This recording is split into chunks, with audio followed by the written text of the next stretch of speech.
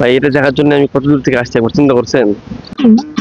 ছয়টা মাঝে হাল ধরে আছে নৌকা চালায় একজনা ডুবলে পরে রতন পাবি বাটলে তোরা পাবি না।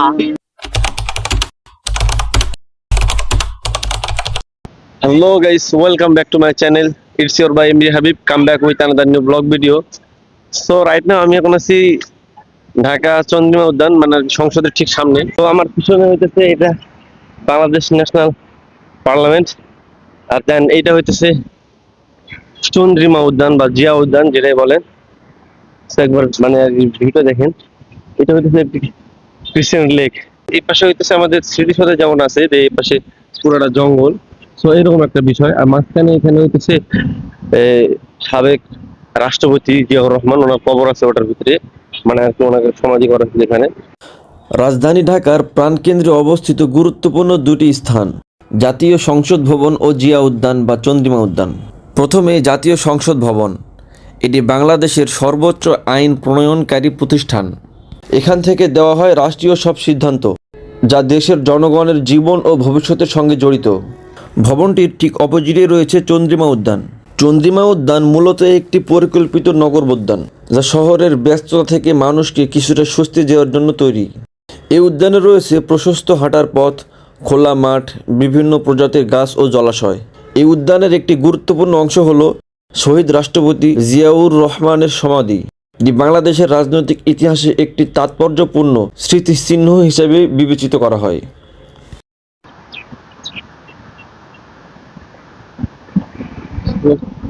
আমার পিছনে হচ্ছে জাতীয় সংসদ ভবন, এই যে আমার এই পাশে দেখা যাইতেছে।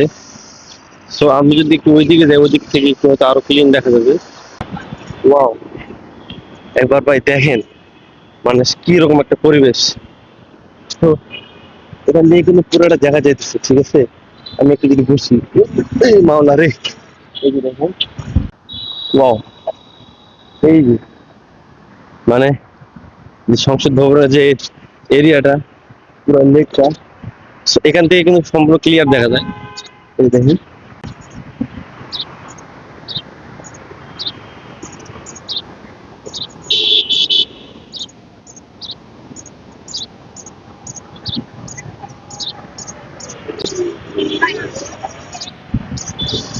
তো এটা কিন্তু পুরোটা একটা পানির মধ্যে, দেন এটা কিন্তু পুরোটা লেক। আমার যত সম্ভব এটা পুরোটা চারপাশ দিয়ে, মানে সংসদের চারপাশ দিয়ে লেক এটা। এই পাশে একটা, এখান থেকে পুরো দূরে দেখা যাচ্ছে।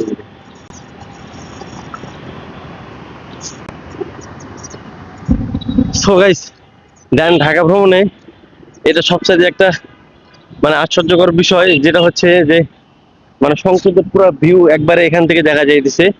আর এগুলো কিন্তু অনেক মানে রাজস্ব ভবন আর বিভিন্ন কিছু এখানে আছে। তো এটার ভিতরে বিভিন্ন মিটিং মিছিল হয়। সো গাইস, চলেন যাওয়া যাক ভিতরের দিকে। চন্দ্রিমা উদ্যানের আকর্ষণীয় দিকগুলোর মধ্যে একটি হচ্ছে ক্রিসেন্ট লেক।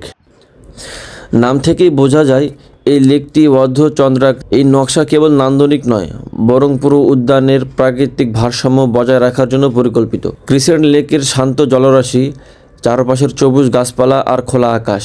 এই বৃষ্টির মধ্যে যে টাইলসগুলো বসানো হয়েছে, এগুলো কিন্তু সম্পূর্ণ কাচের। এখানে হাঁটার সময় আপনি এটা উপলব্ধি করতে পারবেন, মনে হচ্ছে আপনি কোনো জলের উপর হাঁটাহাঁটি করতেছেন। সো চলেন যাওয়া যাক। সাবেক রাষ্ট্রপতি জিয়াউর রহমানের সমাধি দেওয়া হয়েছিল যেখানে, সো এটার ভিতরে আর কি ওনাকে দাফন করানো হয়।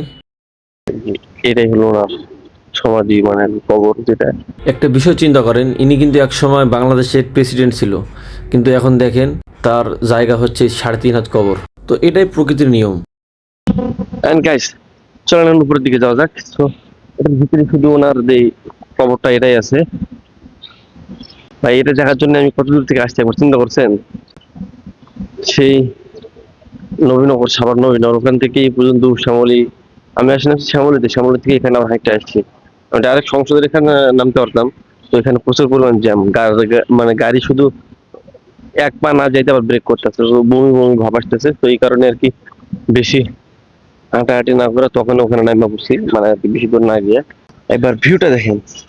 সো এখানের বিষয়টা হইতেছে, যেমন ধরেন যে এখানে ঢুকতে মূলত কোনো টিকিট লাগে না। এটা হইতেছে আর কি এটার একটা ভালো দিক। অনেকেই আবার টিকিট লাগে না, টিকিট লাগে বা লাগে না এই কারণে হয়তো এখানে আসে না। তো এখানে ঢুকতে কোনো টিকিট লাগে না।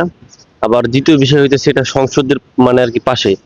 আপনারা যদি কোনো ট্যুর প্ল্যান করেন তাহলে ধরেন যে সংসদ আর হইতেছে এই জিয়া উদ্যান বা চন্দ্রিমা উদ্যান, তো যাই হোক এটা কিন্তু মানে এক জায়গা থেকেই মানে আর কি রাস্তার ওই পার আর এই পার এক জায়গায়। ও ভাই প্রচুর পরিমাণে কাজ ধরছে, ঠিক আছে। আর যেহেতু আমি সকালবেলা ফজরের নামাজ পড়ে বের হইছি, দেন এখন আমার এখানে বাজে কয়টা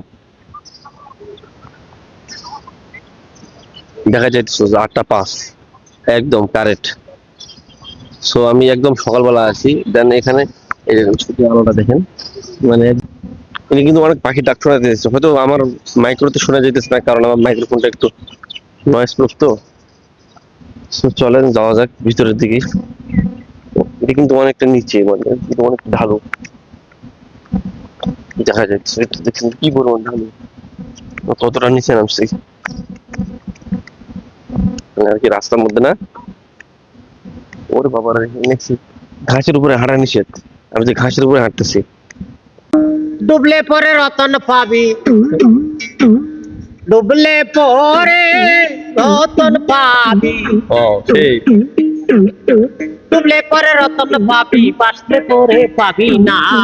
দেহের মাঝে দেখলাম আমি আজব কারখানা, বলা মন আজব কারখানা।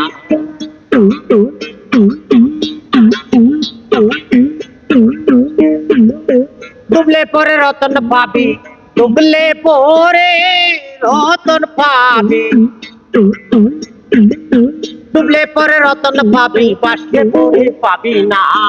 দেহের মাঝে দেখলাম আমি আজব কারখানা, জোস। বলা মন আজব কারখানা। এইরকম এই দেহের মাঝে নদী আছে,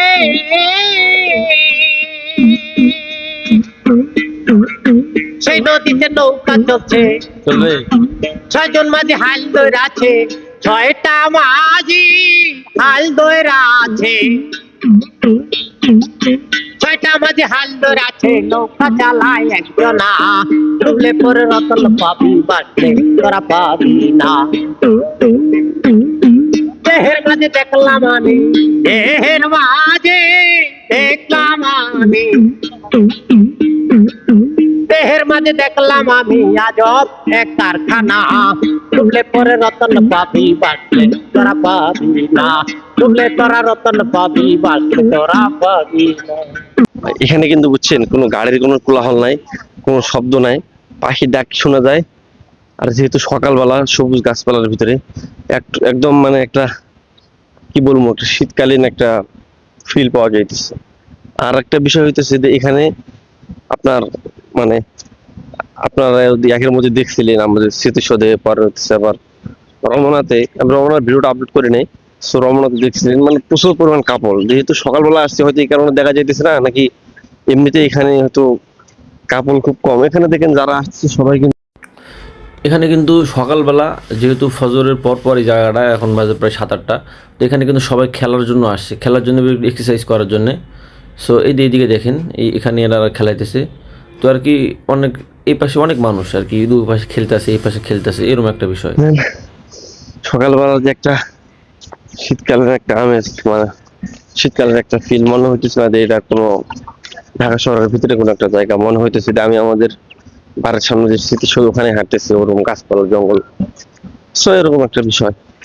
তো চলেন আমরা একটু ভিতরের দিকে যাই। আপনি যদি এটা একদম ভিতরে আসেন তাহলে দেখবেন যে চারপাশে একদম প্রাচীন মানে জঙ্গল একদম।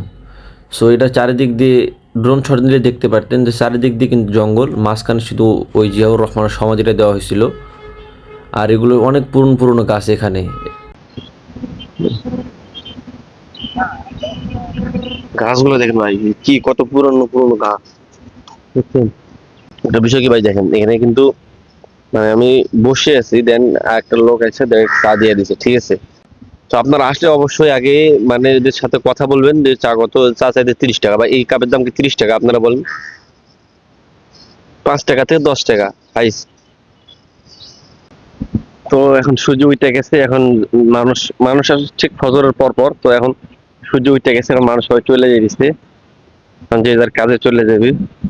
ঠিক এই সময়টা একটু মানুষ এই জায়গাটা একটু ফাঁকা থাকে, যেমন ধরেন যে এই যে 9টা থেকে প্রায় 11টা পর্যন্ত এই সময়টা, 12টার পর থেকে আবার মানুষের আসা শুরু হয় এই জায়গার মধ্যে। ভাই প্রচন্ড পরিমাণ সূর্যের আলো, এই সূর্য পড়া শুরু হয়েছে মানে এখন এখন প্রচুর প্রখর আলো দিবে। তো চলুন যাওয়া যাক। দেন এটা ছিল আর কি এখানকার ভিডিও, মানে হচ্ছে জিয়া উদ্যান বা চন্দ্রিমা উদ্যান। সো গাইস, আজকে ভিডিওটা এই পর্যন্তই, দেখা হচ্ছে নেক্সট ব্লগে। ততক্ষণ ভালো থাকবেন, সুস্থ থাকবেন, আর অবশ্যই চ্যানেলটা সাবস্ক্রাইব করে দেবেন নেক্সট ভিডিওর জন্য। সো